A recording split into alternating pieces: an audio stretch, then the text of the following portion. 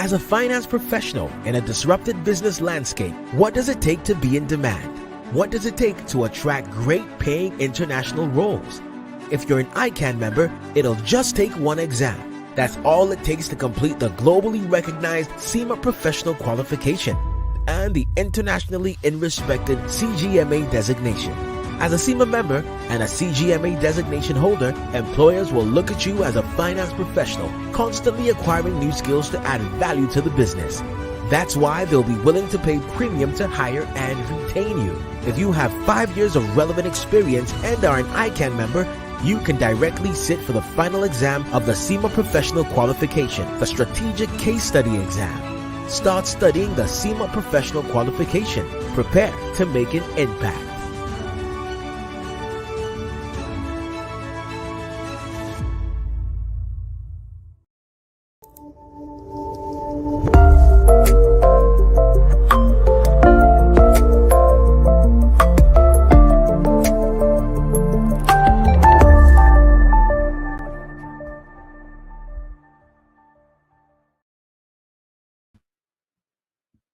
Okay. Like you always say, they say in the modern business landscape, where digital technology is the driving force behind your operations, even the communication that we do, and even the growth. So this period where digital transformation comes with a pressing need to secure your digital assets effectively. And now this is the world of cybersecurity for businesses. And right here, ICAN on Air is here to bring you a very, very interesting topic, safeguarding your digital world, best practices for cybersecurity. My name remains Funmi Olani, and it's great to be here with you this evening. Good evening, ladies and gentlemen. Good evening to my dear colleagues, friends of chartered accountants of Nigeria, and also chartered accountants across the world. I want to say welcome to ICAN on Air again, and today we're discussing something very interesting, cybersecurity for digital world. What is the best practices for cybersecurity? We want to go on a break, and when we come back, we're bringing to you delectable, interesting.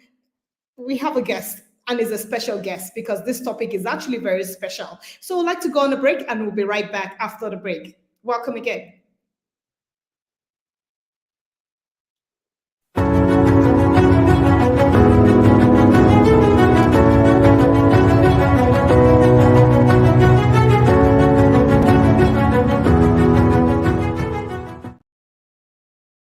The Institute of Chartered Accountants of Nigeria, Canada District presents the 9th International Accountants Conference, themed Strategic Upscaling of Accounting Profession within the Dynamics of Technology.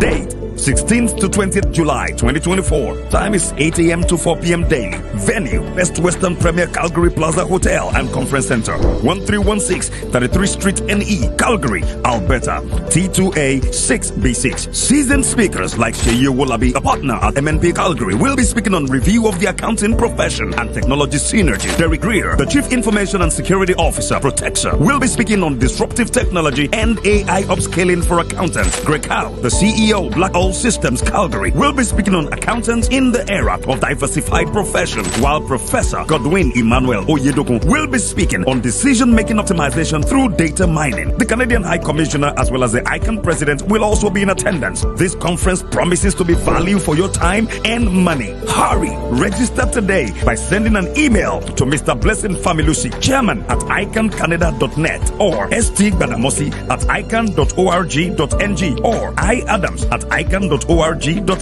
or simply visit our website www.icancanada.org. ICAN Canada Conference 2024.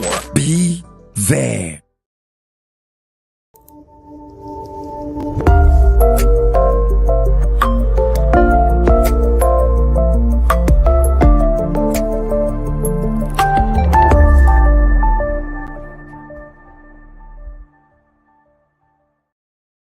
All right, right, welcome back again. It's still ICAN on Air, and it's an interesting evening because we'll be discussing something very interesting. It's the fourth day in the month of July 2024. Happy New Month, because this is the first time we're going to be engaging you this month. So before the break, I mentioned that we have an interesting topic to discuss today. The topic is safeguarding your digital world, best practices for cybersecurity. And to do justice to this topic is Mr. Ghazali Abdulazeez. He's the founder. I'm just going to read his profile, but I'd like to say thank you so much for being part of this program, Mr. Ghazali.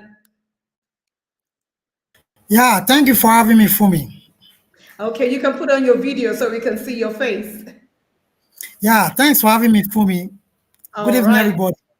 Yes, good evening. I'd like to take the profile of Mr. Ghazali Abdulazeez, MSc, BSc, FCA, CFE, and ACTIN. So he's a technology-inclined and certified fraud examiner, forensic accountant, information system auditor, and a chartered accountant, offering over 11 years cross-functional and cross-sectional career experience spanning consulting, oil and gas, as well as public service sectors. He has a track record of identifying, mitigating, and investigating cyber fraud, financial risk, fraud, and malpractices while leveraging forensic expertise and technology. He is skilled in corporate and public service governance, public policy development, strategic planning, issues and crisis management, forensic investigation, fraud governance, anti-fraud strategy, deployment, and when you say fraud monitoring and loss recovery, is the guru in that subject. He also is both a Google and Oxford certified cybersecurity expert, and is the founder and the CEO of Hqube Consulting Limited. I'm sure we're all wondering, you see Hqube, right? It says Hqube Consulting Limited, Hqube. And it's an individual that is into cybersecurity, forensic investigation, and management consulting. You're welcome again, Ghazali. Yeah, thanks, Fumi. All right, it's great to have you here. He's a friend, so I know what we have today on today's ICAN on Air is something that is spectacular. But before I start up with the questions I have, I always like to start up with some lines of people, interesting people. When I look at Napo, Stephanie Napo, the Global Chief Information Security Officer at Group SCB, it mentioned that it takes 20 years to build a reputation, and it takes just a few minutes of cyber incident to ruin it. So my question for you today is, because you have so much skills and experience in this subject matter, what are the safeguards, and how important are they in the lives of individuals, corporate bodies, and even the nation? How can we safeguard anything, and what does it mean? Yeah, thank you for having me. As you have said, my name is Ghazali Abdulazeez. Straight to the question. So the truth of the matter is that if you look at that particular quote that say that it takes 20 years to build a business, individual, whatever reputation you may have in the digital world, and it just takes a second for you to lose that reputation, right? Cyber incidents, they come with a lot of losses. It could be financial loss, and it could also be reputational loss. So if you look at reputational loss in this perspective, businesses are out there competing with other competitors in a particular market space. So what they are talking about is that if you look at businesses, most of the business process have been automated. Statistics has revealed that over 75% of business processes have been automated in order to give what we call convenient service to customers. In doing all this, it comes with a lot of innovative solutions, right? And for every innovative solution comes in what we call vulnerability, right? And in the digital space, we say that for every innovative solutions, there lies inherent risk, right? So in taking measures, you have to put in place what we call safeguards. These safeguards will help you identify all those risks that you are exposed to. So measures are safeguards that you are putting in place so that you can have what we call safety nets, because there is no any process and there is no any nation, there is no any individual that is immune to what we call cyber attack. So measures are those things you have put in place. They are product of your risk management process. So when you talk about measures are those safety process you are putting in place as an organization, as an individual, as a nation, in order to what? To counteract what we call malicious actions. Malicious actions are taken by threat actors, either to bring your organization down, to disrupt your service, and also make you feel bad. There's what we call reputational damage, right? So measures are all those activities that are put in place, either from a preventive perspective, from a detective perspective, from a deterrence perspective. So preventive measures are put in place by organizations to do what? To give them a level of reasonable safeguard in case of what we call cyber attack. Thank you very much. All right, you're already taking us deep into it, and I'm enjoying the flow already. So, safeguard is what he has called the measure that you need to put in place in order not to have a reputational damage. So, as we go into the discourse, and I know we have global audience here, we all just perhaps let me speak for them. We want to understand what the terminology ABC of digital environment and digital assets means. So how abstract is it? How technical can it be? In fact, if you want to go into spiritualism, so how spiritual is this? Or even how practical can they be? ABC. Well, basically, there is nothing like spirituality in digital environment, but we can talk about the abstract and the practical aspect of it, right? As I've stated earlier, the digital space is evolving, right? The way we do things as of yesterday is not the way we do things today, and the way we do things today will not be the same way we are going to be. Things are changing. So if you look at digital environment, is an automated environment. So the way, for example, financial sector, they render service to their customer 15, 20 years back. It's not the way they do that as of today. At the comfort of every customer's home, you can do what we call you can make transfer, you can receive alert, right? Via your wallet. So when you talk about digital environment in abstract terms means transformation of physical terms or physical assets to a digital or let me say a non-physical environment. We talk about goodwill as an accountant, for example. Goodwill is an intangible asset, right? So when you look at digital environment is an intangible environment. Before now, we talk about hard copy of files. That's when you have your hard copy of document. We talk about your audio in physical form. But now we can see stream. What we are doing now is digital environment, is virtual in nature. We are not together in a particular environment discussing. We are discussing from different area, and people are also joining us live. So it's a digital environment. So digital environment in ABC term talks about intangible environment that exists, is the replica of the physical environment. And if you also go to the financial settings, also we have what we call digital stock, right? We have what we call digital bond. All these, they have come to stay. We have what we call metaverse. All these have come to stay. Before now, we talk about cryptocurrency in 2009 when it came into existence. So all these are digital currency. They are currency in their own form, but they are abstract. People trade in Bitcoin, people trade in Ethereum, people trade in a lot of digital assets out there. And it actually calls for concern from cybersecurity perspective also, because the people that deals and invest in that space, they also need reasonable assurance that their asset is secured, that their asset is free of cyber attack. Interesting. Thank you so much. So there's no spirituality in this. So everyone should understand that. Yeah, everyone should understand that it's abstract. Don't say, oh, there's one spirit, something anywhere. So what is cybercrime? We hear discussions around cybercrime all the time. So, and what would you say is the anatomy of this cybercrime?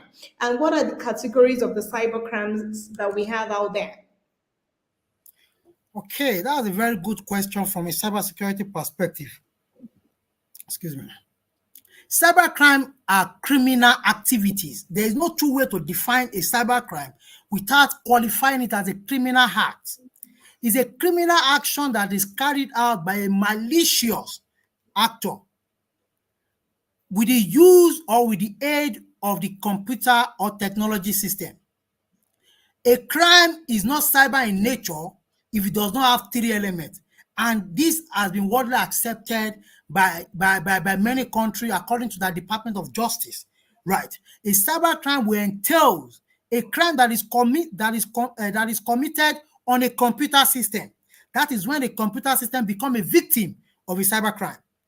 A cyber crime also happens when you use the computer system as an accessory, right? People using the computer system to commit a crime, to commit fraud is also cyber crime, right? If you use your privilege given to you by an organization to approve what you ought not to have approved is a cyber crime, right? So you also use the third aspect of it is when you use the computer system as a medium of storage. Now, we have out of dark web where people buy information, juicy information. People buy, they transact information. That's why I see these days people that even argue, they don't need to be good at programming. There are step by step, how you can ask someone. Even if you go through Udemy, you can buy that course on Udemy. So when you use computer system as a storage platform to transfer or to store any stolen data, you're also a cybercrime actor. So a cybercrime is a criminal act that is perpetrated by a malicious actor, either to inflict a financial loss or a reputational damage to the victim, right? And if you look at all those cybercrime classification, we have what we call malware. Malware is malicious software. It's gotten from the word malicious. That's the mal. While the ware is the software. We call it malware. That is when software that are criminally intended or criminally inclined are planted on a system and ignorantly you download it, right? So that is malware. What's what we call ransomware is a cyber crime. Ransomware is a situation whereby the system of a cyber victim is hijacked, encrypted, and the victim is asked to pay a ransom. Just like the normal kidnapping, we know that people will be asked to pay ransom. Ransomware from the word is you'll be asked to pay a ransom for a software to decrypt. So ransom and where you will get a software to now decrypt your information, because the first thing they do is that they take control of your system and they encrypt it. You cannot make use of the system again. Right. There's what called denial of service also. This is a disruptive act when people attack a service delivery system like utility. For example, for now, our discos are fully automated. Most of the energy consumption we have now, at the comfort of your home, you can do what we call vending. You can pay for energy supply. So in a situation whereby you are trying to log in into your vendor site and you cannot, probably your vendor has become a victim of a denial of service attack. So that's also a cybercrime on its own. So it brings about what we call customer loyalty issue. People will begin to doubt the confidence in your business process. Right. So we also talk about identity theft.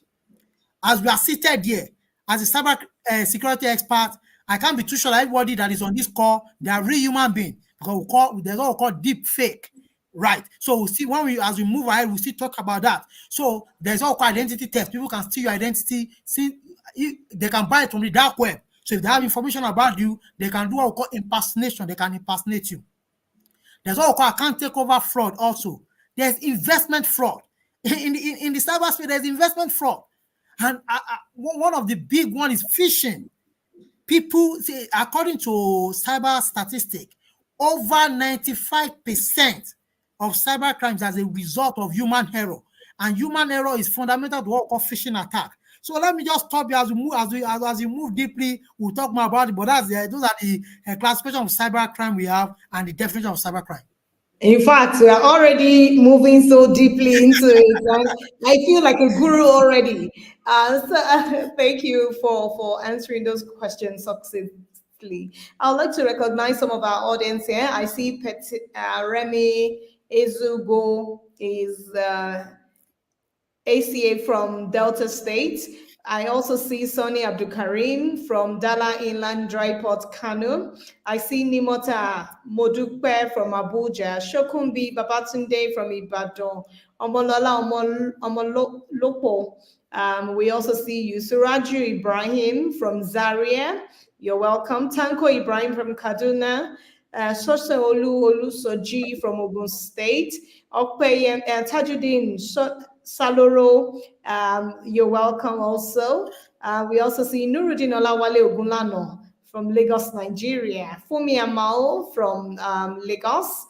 We see Olakumi Akintunde. We see Onwuma Ernest Inison. We see Olaroti, Elvis Chinaza, and every one of you. I can't possibly call all your names. Please feel free to send your questions. We have an interesting topic today, and I know we are discussing and we're enjoying that discussion already. So Mr. Ghazali, I would like to take from the CEO of IBM, Rometi, who mentioned that cybercrime is the greatest threat to every company in the world. Well, perhaps it could be true. So what is cybersecurity, and what is the framework?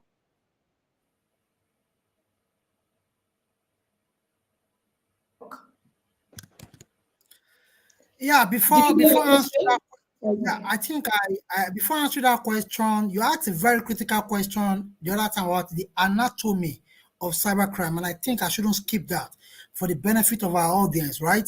Because I don't want to go deeply, so I had to just. But let me talk about it. You see, cybercrime has stages. It doesn't just come into being. Nobody will just wake up and just attack you without having information. So there's what we call initial reconnaissance, right? People gather information about possible victim, right? So what they do is that they have what we call passive reconnaissance, and we have what we call active reconnaissance. Passive reconnaissance is when someone just go to a social media like the Facebook, right? Like LinkedIn, to see possible victim. It doesn't have anybody in mind. The person is just scanning through social media, right? So that is a passive way of gathering information, right? Another thing, after reconnaissance, this person have gotten a possible victim, right? The person will now move to what we call delivery and weaponization. Weaponization involve phishing and some other cybersecurity tools like scanning your network to look for possible vulnerability. The person will now do what we call delivery. The person will deliver what we call a payload.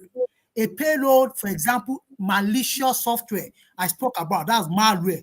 When somebody will just send a link to you, the person is delivering something to you, just like a courier, right? So after reconnaissance, getting information about you, the person moves to weaponization by trying to determine which of the weapon would he use. Most of the highest used weapon is phishing tools these days. People don't need to learn how to code. It's just to send you little information to claim as if they know you. So the person will now send a link. That link is what we call a payload. It might be a malicious software. It can be a ransomware link, right? So after that, the person will now move to what we call execution or exploitation and installation. Exploitation means the person is not going to exploit all the vulnerabilities you have in that system once you have clicked that link, right? And the person will not start exploiting you.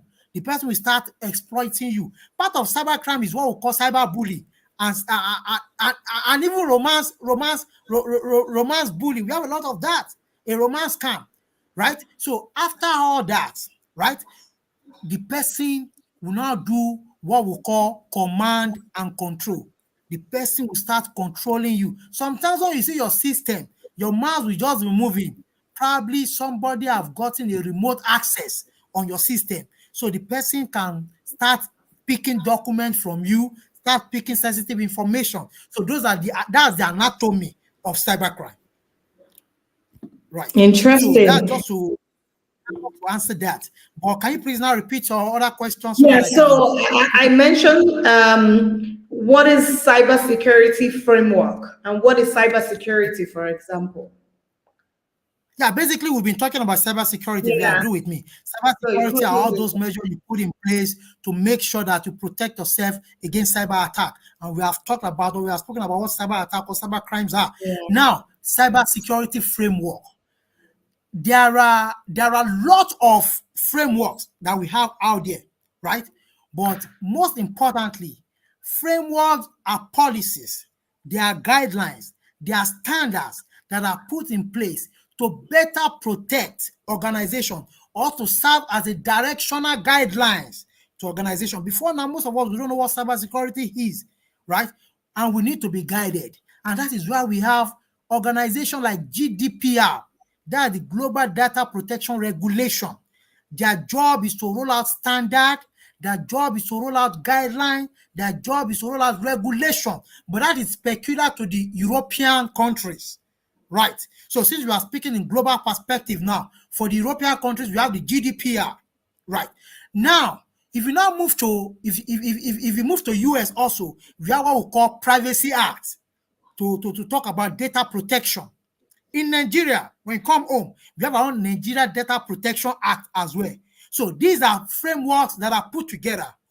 But practically, there's what we call ISO and IEC.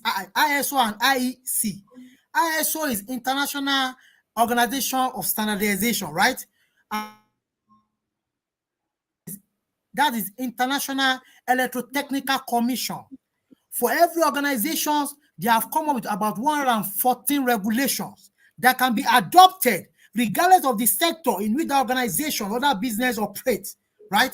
To serve as a first line of defense for them. These are easily adoptable, right? So organization can look at ISO/IEC. They have 114 cybersecurity guidelines and policy. And apart from that, we have what we call the NIST framework. This is a policy framework that came into timeline during the period of President Barack Obama in USA, right? This came into being when they analyzed their ecosystem and they observed that critical infrastructures, they are highly exposed. So there's what we call FBI and private sector partnership. So they came up with what we call NIST. It's a voluntary document that can be adopted. But for the operators of critical infrastructures, they advise them to adopt it so that infrastructure like their dam, their power line, their energy, their financial service, transportation can be well protected. So you don't need to do much, is to understand the policy. And that is why, if you look at, that's why I appreciate this question you are asking. We have regulations, we have frameworks that are already in place so that people can adopt it and they can just fit into that and move on. Thank you. Interesting. We have a lot of questions already from our audience, but because you answered a question with regards to cybersecurity, I just wanted you to finalize by letting us also understand how important the cybersecurity is in safeguarding digital assets and what you will call best approaches, or perhaps I should put it as the ways of safeguarding ourselves from cybersecurity attacks. Thank you very much. Cybersecurity is the way forward. There is no two way about it. Excuse me. You know, before now, control is physical in nature, right? We have the dead man door, we have burglaries, we have all these things that are put in place to ensure that organizational assets are intact. Countries, most times, they pay a lot of money to vigilante group. They pay a lot of money to bodyguard to serve as a deterrent, right? But these days, people don't need to be in your country to attack you, right? So cybersecurity has come to stay, and there's no way about it because organizations are going digital. Business processes are being automated on a daily basis because people need convenient way of service. And in doing all this, we must do what we call parity of convenience with security. An organization must not only render a convenient service, but they must render a convenient and secure service. And that is why we are talking about cybersecurity. So what are the ways to go about this? The first thing you need to do, even according to the framework, the NIST framework and others, is to do what we call identification. You cannot protect what you don't know. As an organization, as individual, as government, you must identify your sensitive, your critical assets. That if anything happens to them, your going concern is in jeopardy. And that is why there's an article I wrote sometime in the past is about cybersecurity, a tool for going concern. Right? Profit maximization is not only a tool for going concern these days. Cybersecurity, because you are exposed as your weakest link. Your employees are important. You need to bring them into the cybersecurity space. So identification of assets, all those critical assets that you use to render service to your customers, you must identify them.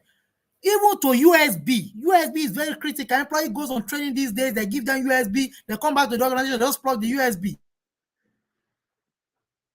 That is why we talk about you disabling all those endpoint portals that are not necessary. And that's why when you go to some organization, you cannot use USB there. That is about identification of assets. The next thing is protection. Protection has to deal with your risk management policy. You must identify your risk appetite.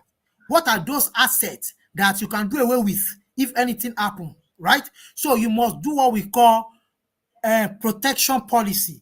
You must have those policies that are either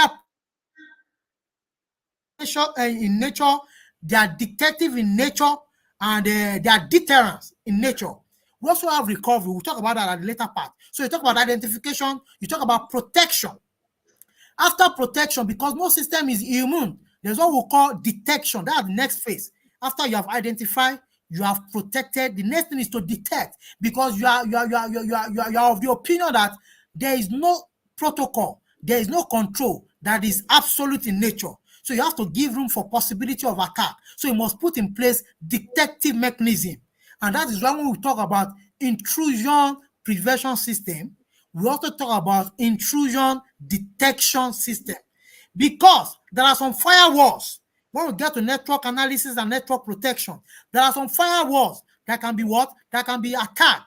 They can be bypassed through the IPS, that's intrusion prevention system.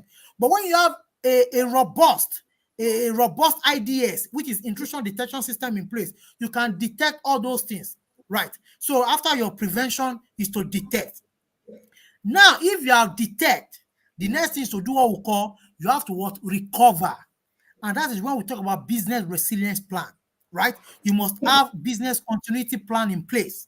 You must have what we call your recovery point objective, the RPOs, right? You must have what we call your recovery time objective, that's your RTOs. So there are a whole lot of things in that space, but to break it down to us, we have the identification, we have what we call the protection, we have what we call the detection, and what we call the recovery. These are critical in nature. When it comes to risk management policy formulations, these things must be put into place. And I believe every organization these days, they are not taking cybersecurity as for the fun of it. Is driven by the tone at the top. And I think I would like to stop with that. Oh, wow. Thank you so much for letting us into the world of cybersecurity. Everything about that we need to know about the subject matter. So it's still safeguarding your digital world, best practices for cybersecurity. And our guest today is Mr. Ghazali Abdulazeez, FCA. We would like to go on a commercial break. We'll be right back. But remember to send your questions. We already have a lot of questions for you, Mr. Ghazali, so get ready for them. So we'll go on the break. We'll be right back. Thank you very much. Security is key to national development and growth. No nation can be truly economically successful without peace and stability, or when its security is threatened. This is why we must perform our civic obligation of duly paying our taxes so as to provide the needed resources for government to secure our lives and properties. When we pay our taxes, government is provided with the needed resources to equip our security agencies for a safer Nigeria. The money we pay as taxes is used to purchase equipment and hardware, invest in intelligence and other sophisticated technology, as well as cater for the welfare of all security personnel. A secure nation is a prosperous nation. Nigeria is safer when we pay our taxes. FIRS, it pays to pay your tax. All right, The Skill Up Artisans Program Super is an initiative of the federal government. The aim of Super is to upskill Nigerian artisans for better employability. These were carried out by collecting the data of Nigeria artisans through massive registration, training, certification, and licensing for better job opportunities, both locally and internationally. Super will improve the quality of life of Nigeria artisans. It will improve the quality of work from Nigeria artisans, enhance work and professional ethics from Nigeria artisans, reduce dependency on foreign artisans, and increase foreign exchange through talent export. Log on to super.itf.gov.ng to register now. Super, upskilling Nigeria artisans for super job.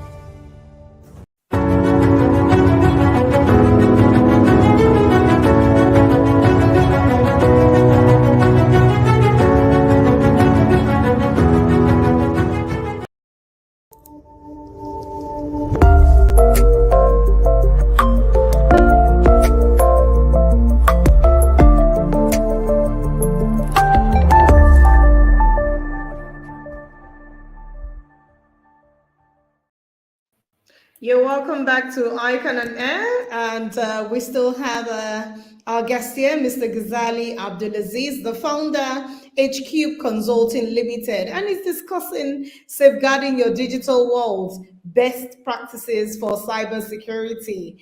You're welcome back, Mr. Ghazali.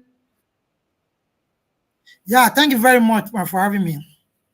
All right. So, I mean, we've been having interesting sessions before the break, and we have a lot of questions already for you. But I would like to particularly ask, in order to function effectively as an individual and even a corporate organizations, you've told us about the lapses and how people can get into your system, hack them, and do all sorts with them. Can you run our audience through some of the recommended cybersecurity tips? Yeah. In my last presentation at an event, I have what I call be the guard. Can I share a screen? Is it possible? Oh, let's see if that works. I think I can. Come in. I think I can. Because we need to bring practical view into this. Okay. I can. Let me see. While you try to bring your screen to our view, I would like to ask a question from an audience. Hey, I think I'm there. Oh, okay. Can you see my screen? No. Not yet. We can... Hold on. Okay. We can't see your screen. I think I'm there. Can you see my screen? Oh, no. No, we can't see your screen. Up to now, you can't see. No. We can't see your screen. Okay, that's fine. I just for the benefit of people that are there, but I can quickly talk about it. That's not a problem. Now, okay. I'll speak from both business perspective.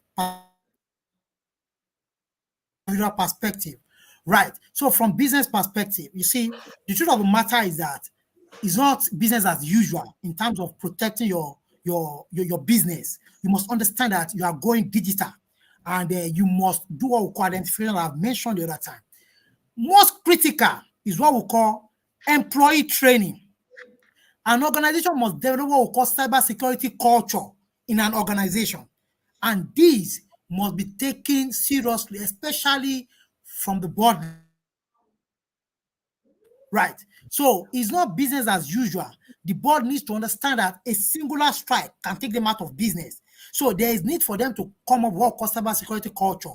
In the digital space, we talk about 3 or 4 important things in terms of cyberspace. We talk about the technology, we talk about the process, and we talk about the people. Right. These 3 layers must be well protected.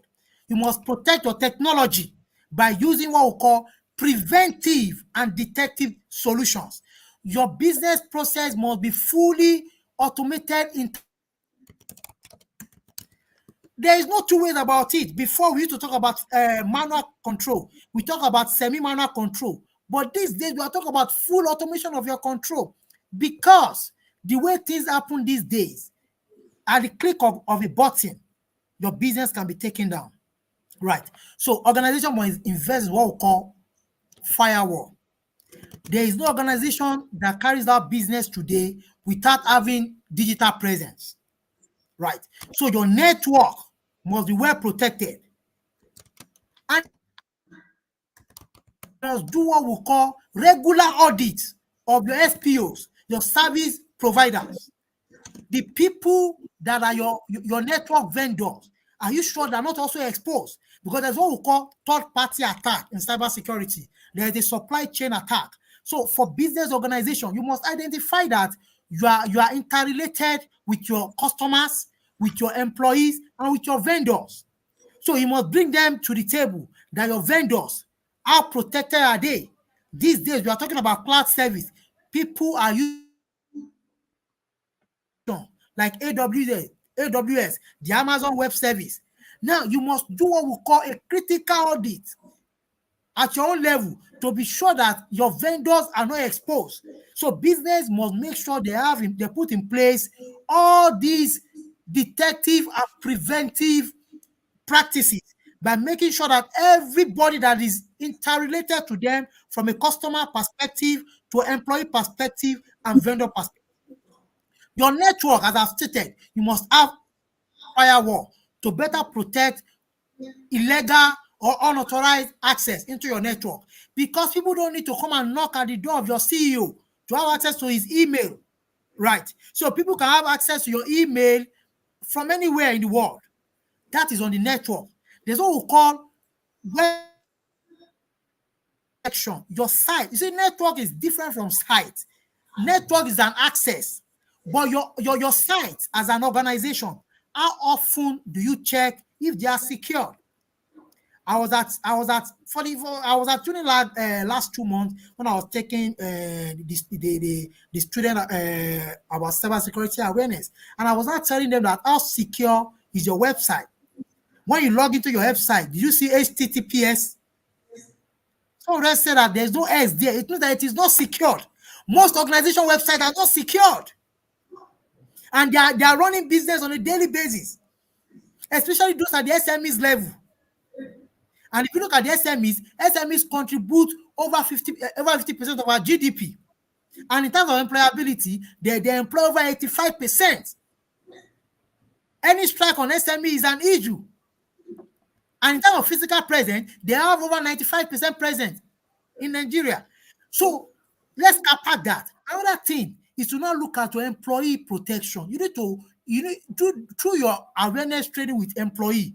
You do what you better protect them, right? By letting them know that you need to embed cybersecurity culture. What is your security policy? In some organizations, they don't have security policies in place. The password an organization has been using for the past 10 years, he joined the organization, is still the same password he or she is still using. Right. So your security policy must be updated. Your security policy from time to time. That is from a corporate angle. And these days, we are talking about data protection officer, the DPOs. The Nigerian Data Protection Act has instructed organizations to employ DPOs. Their job is to ensure that you are not exposed from a data perspective. Right. So having said that, let's go to individuals also. What are those preventive tips you must put in place? you must put in place what we call deterrence culture. For example, don't log into what we call free website, public website. Most of these days, you will see that people they are very relaxed when they are using public public network. Either your friend network may not be as secure as your own network. Organizations are working remotely. The staff of an organization is logging into a corporate site from a remote area. What is telling us that the network the person is using to log into that website is secure. So we are as strong as our weakest link. An organization must identify all this and understand that everybody in the digital space of that corporate organization must be identified and be protected. One of the issues we have in US, one of the greatest cyber crime that was committed on a public infrastructure, the Colonial Pipeline, was as a result of the fact that an employee logged in at the airport with a public network, and the corporate site was infected. So another thing is that we have to subscribe to what we call VPN. For corporate organization, there is VPN. And for individual, there is also individual VPN. Let's try and subscribe to VPN. VPN has a feature of what we call encapsulation, right? It helps you to protect your communication from end to end. That is also very important, right? Another thing we need to look at is to see how we can reduce the level of privilege escalation in our organization.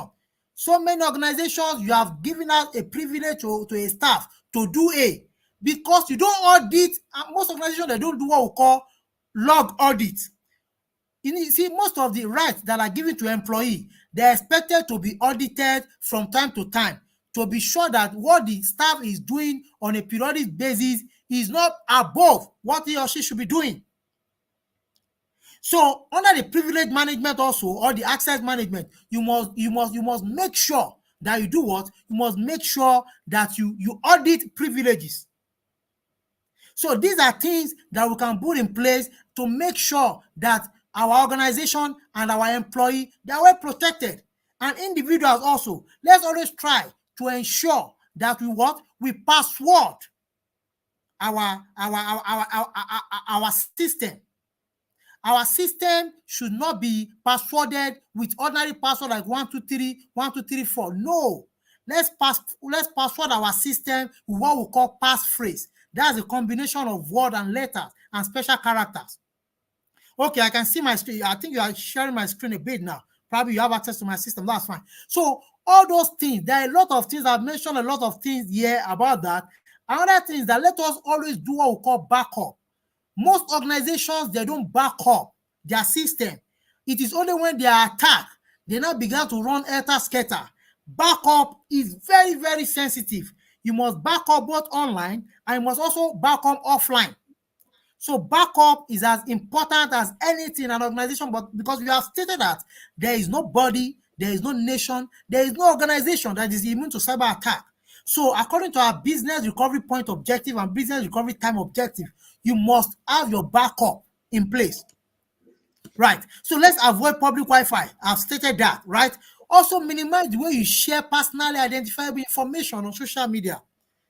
These days, you see people put everything about themselves on Facebook, on LinkedIn, on so many social media. So we need to be very careful. We need to be very sensitive about that. People are watching. You don't know who is watching you. So I term that thing as be the guard. You need to be the guard for yourself, right?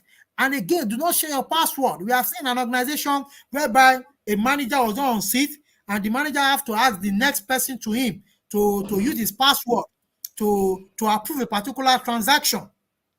Because we are human beings, anything can take us out of our seat.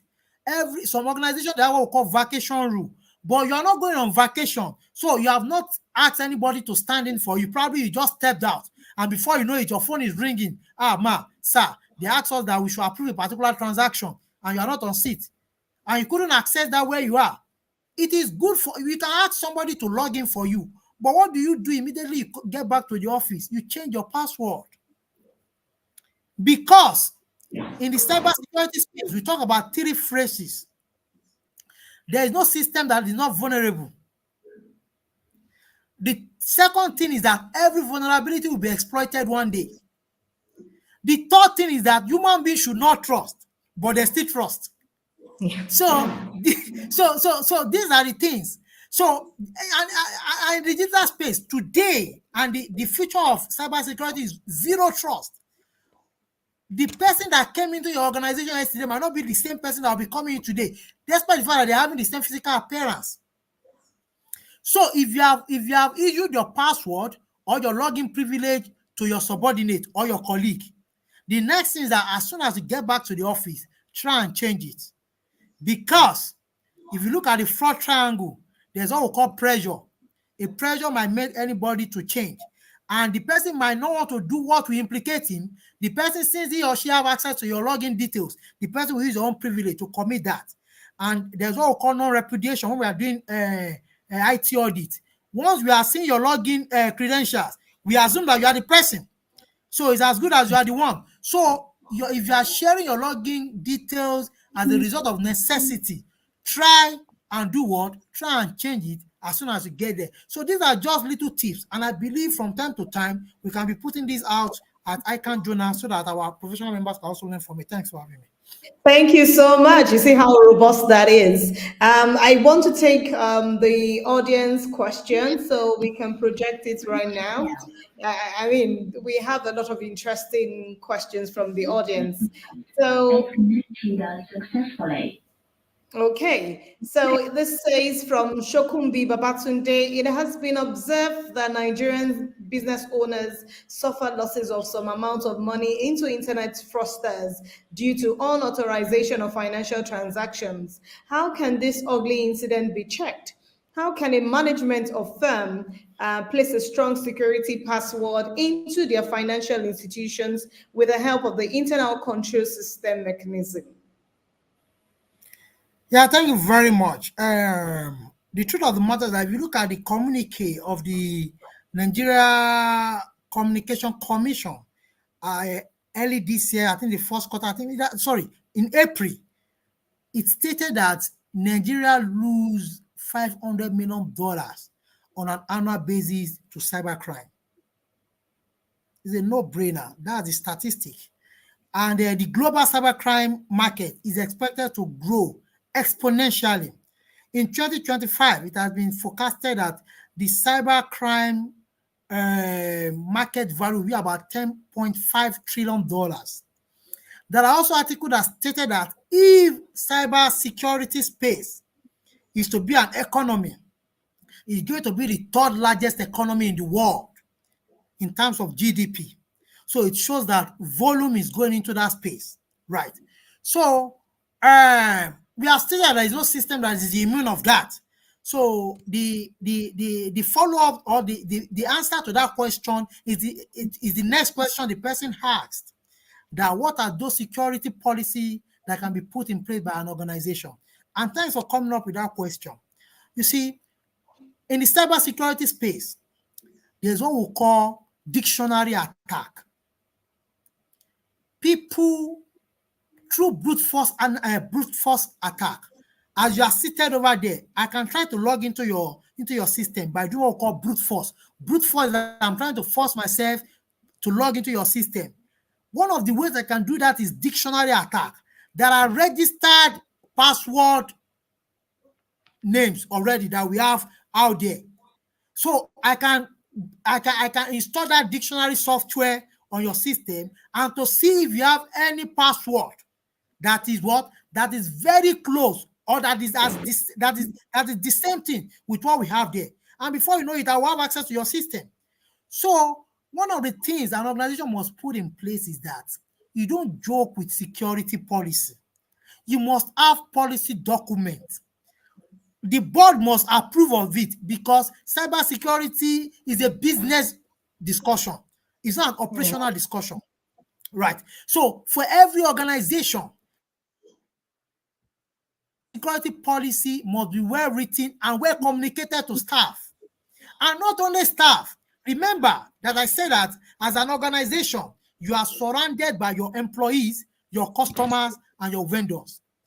Organizations have been attacked because a particular vendor was exposed. Organizations have been attacked because what? Because a particular customer was exposed. So you have to understand that policy is very important. Now, when you talk about password is not just Ghazali 1, Ghazali. No. You have to use combination of small letter, caps letter, and numbers and special characters. That is what we are talking about. And that is the way to go about all this. And not only doing that, you must make sure that those passwords expires periodically. They must expire maximum. It depends on your risk appetite as an organization. Some organization, the password of employee or customers or vendors will be changed on a monthly basis. Some on a fortnight basis. Some 3 months. It depends on your risk appetite. Right. But all this must be put in place. Another fundamental mistakes organizations make is this. Every server you see, they serve a particular purpose. That's why they are called server. There is a server that has the password of an organization. We have done a penetration testing on a particular organization. And when we attacked the password server, everything was in plain text. The password server must not be in plain text, but in ciphertext. It means that the server that warehouse all the password in an organization, even the password a customer puts in on the app or on the website is residing somewhere in the bank. Imagine if the server of that bank is exposed and it is attacked.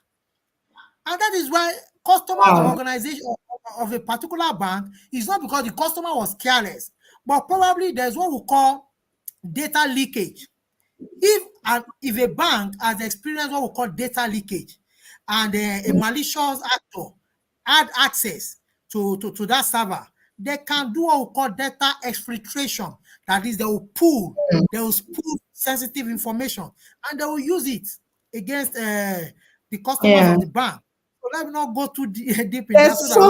There's so much to discuss on this topic. I mean, it's quite intriguing to know that all these things are not known by a lot of us. But thank you so much. I saw a question around how can police use cybersecurity and safeguarding. I saw another question on certification, on what certificate do we need to be like you, for example. But I want to wrap this up because, time is truly not on our side. And my last question to you will be that if there are ways I can't hear you at all. I'm losing you. I can't hear you at all.